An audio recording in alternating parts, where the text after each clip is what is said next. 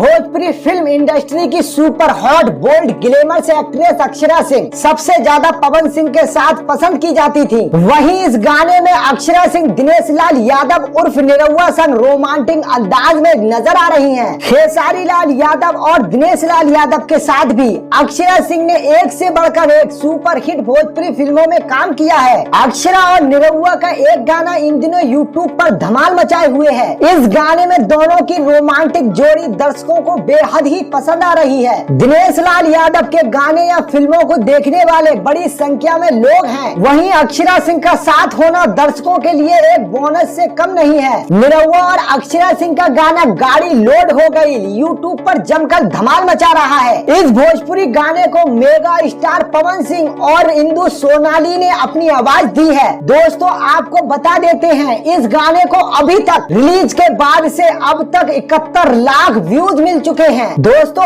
आप भी इस गाने को एक बार जरूर देखें और ऐसी ही इंटरेस्टिंग न्यूज खबरों के लिए मेरे YouTube चैनल को सब्सक्राइब जरूर कर लें।